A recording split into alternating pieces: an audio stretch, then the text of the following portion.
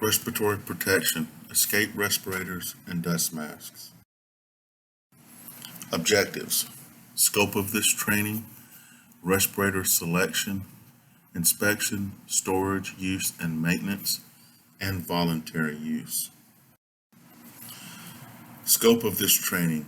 This training is intended to provide basic information regarding the use, care, and maintenance of emergency escape respirators. For the purpose of this training, emergency escape respirators refer to mouthpiece respirators.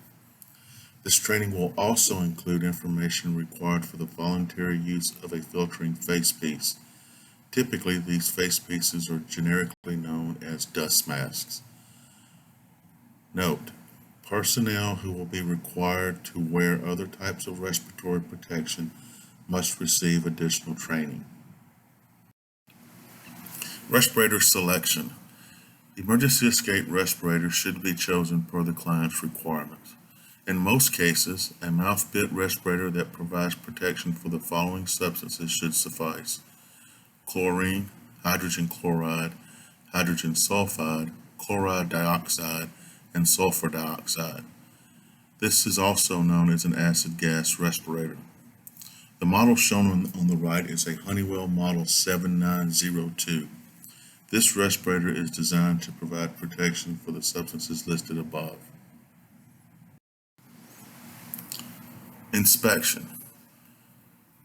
The respirator must be inspected monthly by the user. Inspect all the components for cracks, scratches, abrasions, deformities, tears, and holes. Verify that none of the components are missing.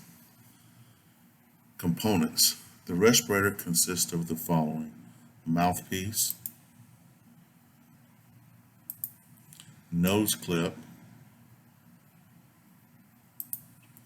neck strap, belt clip, and the respirator body. Storage and maintenance.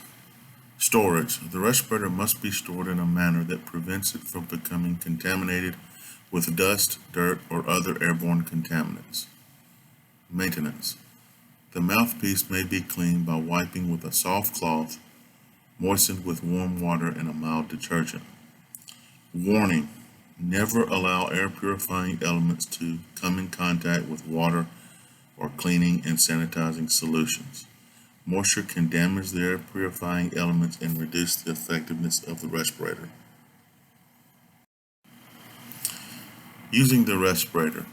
In the event there's a need to wear the respirator due to a gas release, 1. Remove mouthpiece protector and insert mouthpiece into mouth with the belt clip towards the wearer, positioning the mouthpiece flange between the lips and the teeth, and grip the mouthpiece protruding lugs with the teeth.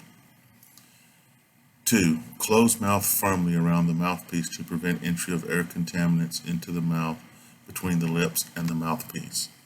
3. Place nose clamp on nose across the rear of the nostrils such that the nostrils are pressed completely closed to prevent nasal breathing. 4. Immediately exit from the contaminated area. The depictions on the right show a properly placed emergency escape respirator. Voluntary use of dust masks. TRIOSIM may provide dust masks at the request of employees or permit employees to use their own dust mask if TRIOSIM determines that such respirator use will not in itself create a hazard. Employees who voluntarily wear a respirator must read and understand Appendix D of OSHA's respiratory standard. Refer to the following slide. If you require a printed copy, please contact the TRIOSIM Safety Director. Appendix D of the respiratory standard. The following is required to be read and understood by all employees who will voluntarily wear a dust mask. Again, if you need a printed copy, please contact the TRIOSIM Safety Director.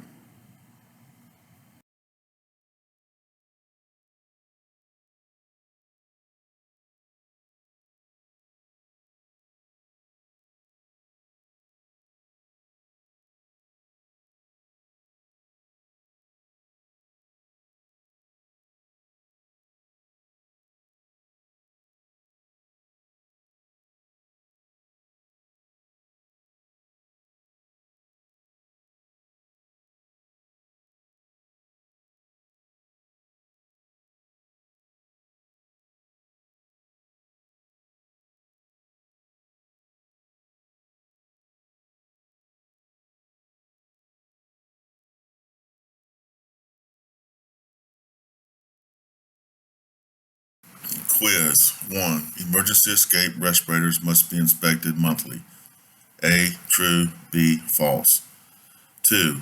Never allow air purifying elements to come in contact with water. A. True. B. False. 3. If you use the respirator, you must exit the contaminated area immediately. A. True. B. False. 4.